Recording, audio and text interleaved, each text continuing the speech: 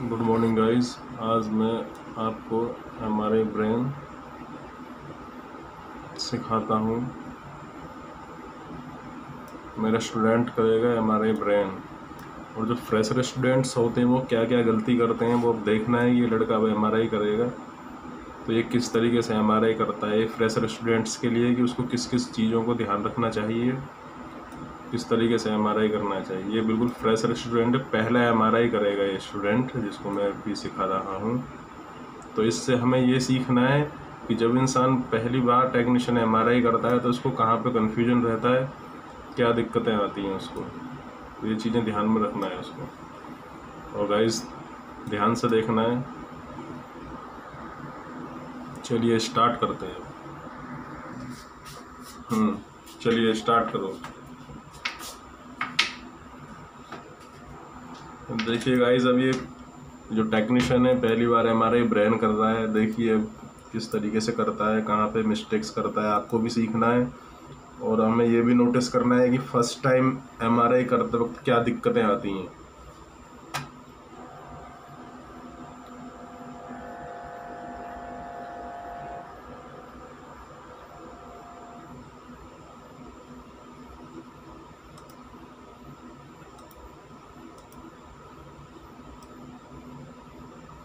अब ये प्लानिंग कर रहा है, एक्सेल की प्लानिंग।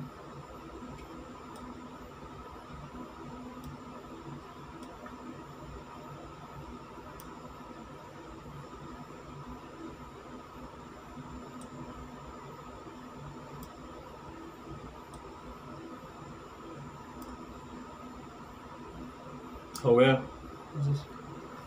अब देखिए गाइस, इसने एक मिस्टेक किया है यहाँ पे। ये देखिए जो कॉर्पस कैलोसम है, इस स्काउट में आप देखेंगे कॉर्पस कैलोसम, ये इसने पैरेलल नहीं किया है।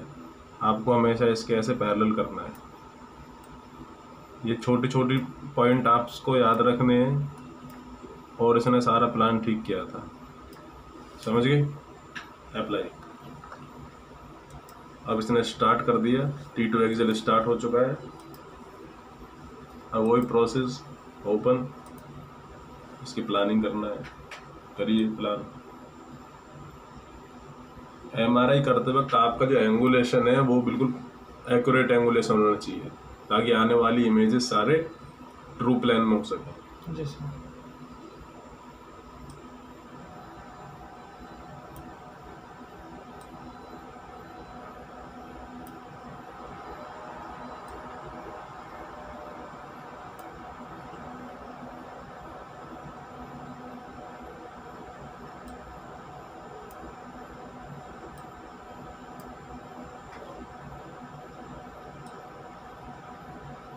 ये हो गया इसका एक्सेल प्लानिंग। अब ये एक बार एंगुलेशन हो गया, एंगुलेशन कर दिया, उसके बाद हमें स्कैन में क्या क्या चीज़ें देखनी होती हैं। Start location and end location. Scan की स्टार्ट लोकेशन क्या है, एंड लोकेशन क्या है। स्कैन की start location base of skull है और एंड लोकेशन वर्टेक्स है। अब हमें पता कैसे चलेगा कि स्टार्ट लोकेशन किधर है, एंड लोकेशन किधर है।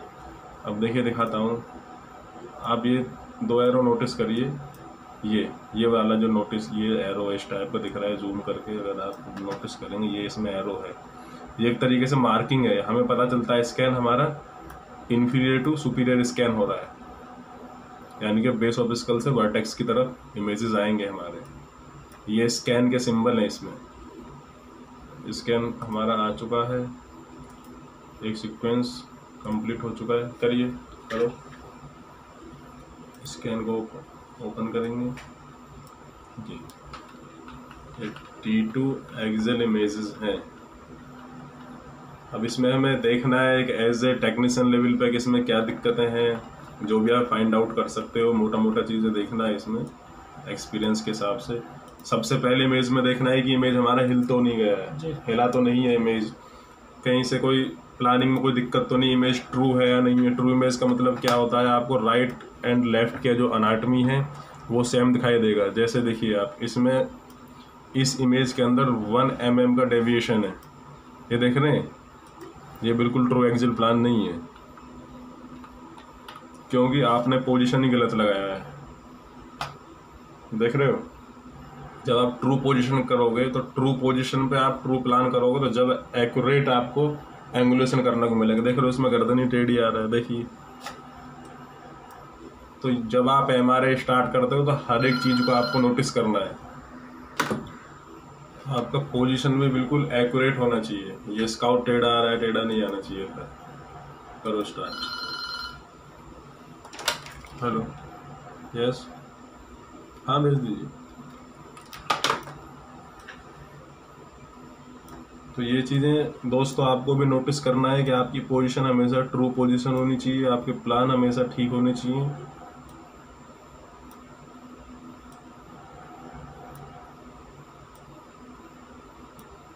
ये इसने प्लान कर दिया है। इसके बाद आपको FOB चेक करना है।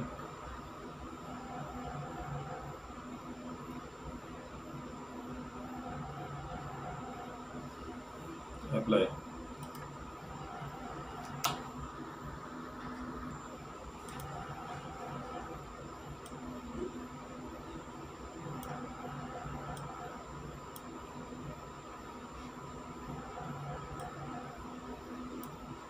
प्लानिंग करने के बाद अब हमें काफ़ी सारी चीज़ें सीखना है आगे। पढ़ो इसको, जब भी कोई पॉपअप आता है हमें उसको पढ़ना चाहिए। The patient may experience nerve stimulation during the following sequence. Please inform the patient and remain in constant audio and or the visual contact with the him and her. अब इसको दोबारा से पढ़ो। It is the responsibility of the operator to decide whether to continue with the measurement or to it cancel. ये हमसे ये पूछ रहा है, इसमें एक SR लिमिट होती है। ऐसा जब SR लिमिट एक्स्ट्रा हो जाती है तो मशीन हमें पॉपअप देती है कि आप कंटिन्यू करना चाहते हो, होल्ड करना चाहते हो। हम कंटिन्यू करेंगे, इसको ओके करो।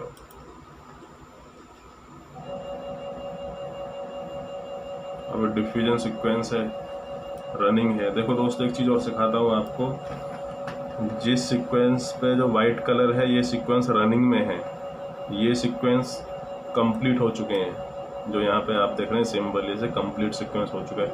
इस स्कैन का आप इस वाले T1 जो एक्सियल है इसका हम प्लानिंग कर रहे हैं। करिए प्लान।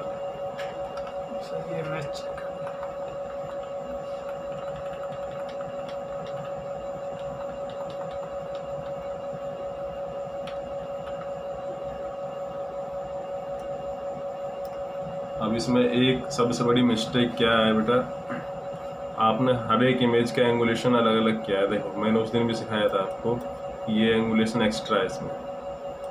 आपने फर्स्ट इमेज का एंगुलेशन यहाँ दिया था, देखो एंगुलेशन फिनिश हो गया ना, हो गया ना। अब इसका जो एंगुलेशन था फ्लेयर का आपने ये प्लान करा था, देख रहे हैं। अब कहीं पे भी ये चीज़ें नहीं दिखाई दे रही ना। ये दोस्तों मैं ये सिखाना चाह रहा हूँ। इसने पहले फ्लेयर सीक्वेंस जो अब इसने T1 का जो प्लानिंग कर रहा है इसका एंगुलेशन इतना कर दिया था। इसे यहाँ पे दिखा रहा है कि ये इस इमेज के कंपैरिजन में जो आने वाली इमेज होगी इतनी फ्लिप होगी। तो सारी जितने भी T1 जितने भी आप एक्सियल प्लानिंग करोगे सबके प्लान सेम होने चाहिए। वो हम FOB से ही पता लगा सकते हैं कि FOB इक्वल आना चाहिए सबका। इसीलिए इसमें एक ऑप्शन होता है कॉपी पैरामीटर का। देखिए कैसे करते हैं कॉपी पैरामीटर।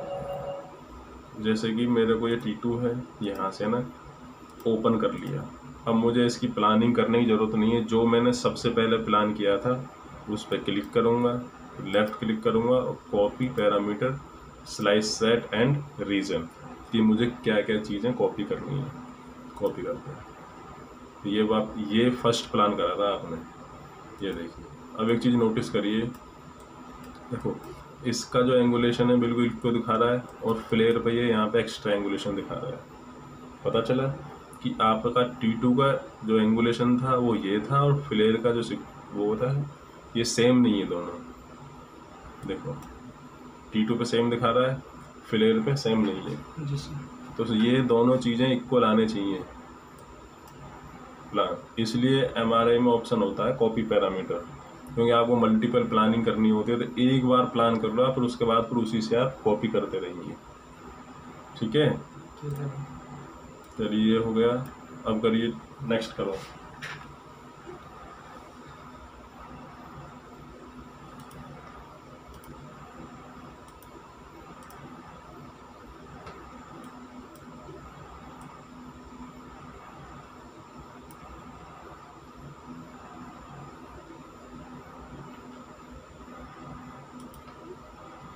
डिस्प्ले पे हमेशा तीनों ओरिएंटेशन होना चाहिए, कई बार बता चुका हूँ मैं।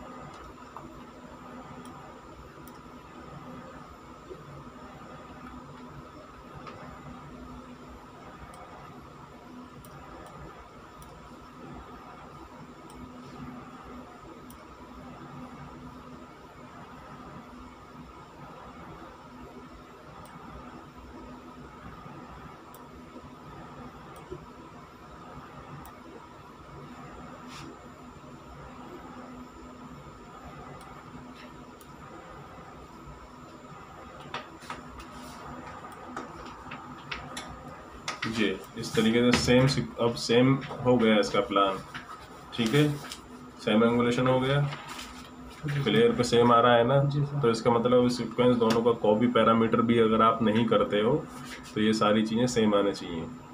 अप्लाई।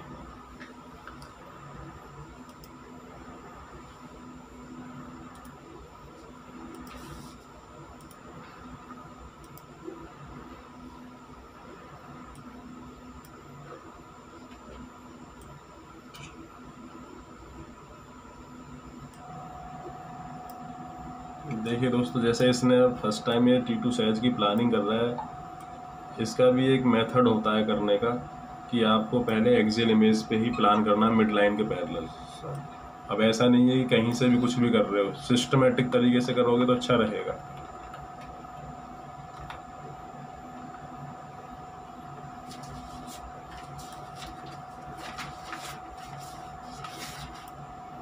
ये स्टार्टिंग के लिए थोड़ा नोटिस करना होता है, वरना कहीं से भी जहाँ से टेक्नीशियन का अच्छा हो वहाँ से प्लान कर सकता है।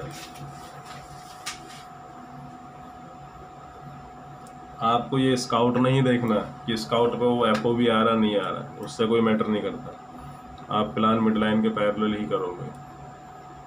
अब हमें ये नहीं बताना है कि ये ओब्लिक है क्या है, इससे हमें क्या लेना है, स्काउट से कुछ नहीं, हमें एंगुलेशन तो सेम जहाँ बताया वहीं देना है ना, मिड लाइन के पैरेलल, और इस पर मिड लाइन के पैरेलल। इतना ये जो दिखा रहा है यहाँ पे एफओबी, इसका मतलब ये स्काउट ट्रू नहीं है, आपने पोजीशन ही ट्रू नहीं लगाया था। तो ऐसा नहीं स्काउट देख के हम यहाँ पे प्लानिंग करेंगे कि स्काउट का एफओबी भी हम सेट करेंगे, और अगर ऐसे तो फिर ये यहाँ होना चाहिए इसका प्लान इस तरीके से। लेकिन हमें स्काउट से कोई मतलब नहीं है, हम प्लानिंग अपना जो जिसके अकॉर्डिंग एंगुलेशन जाना वहीं पे करेंगे, ठीक है। अप्लाई।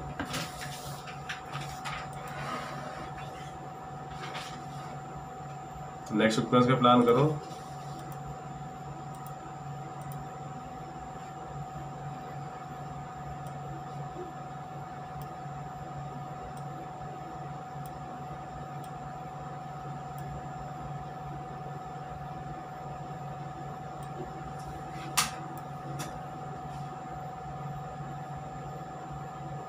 इसमें कहाँ से जाएगा प्लान, पॉन्स के पैरेलल।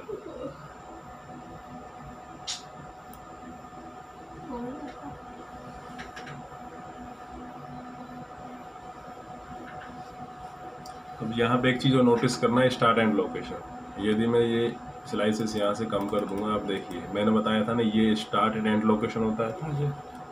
अब एक्सेल प्लान पर देखिए, ये स्टार्ट लोकेशन है, ये एंड लोकेशन है, लेकिन ये ठीक नहीं है ना, इमेजेस कट रहे हैं ना आपके।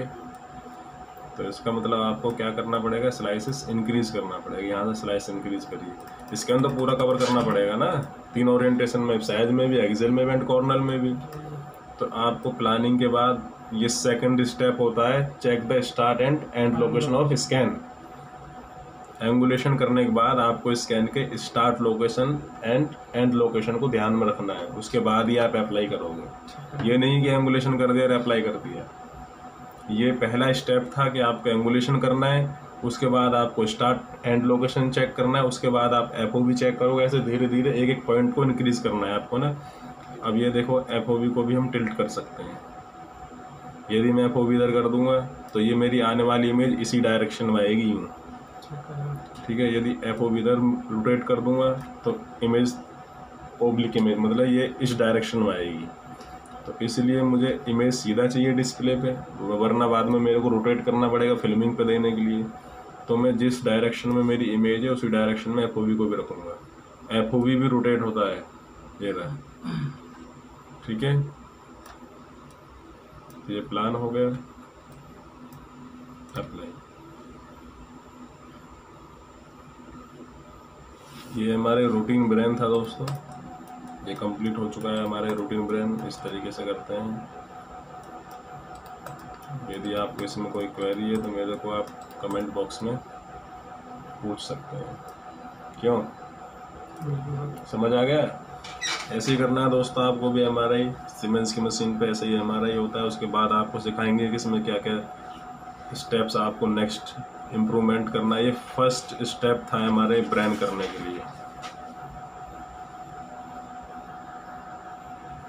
ये सारे सीक्वेंस यहाँ पे हम ओपन करके देखेंगे, सीक्वेंस को क्या दिक्कत थी क्या नहीं था।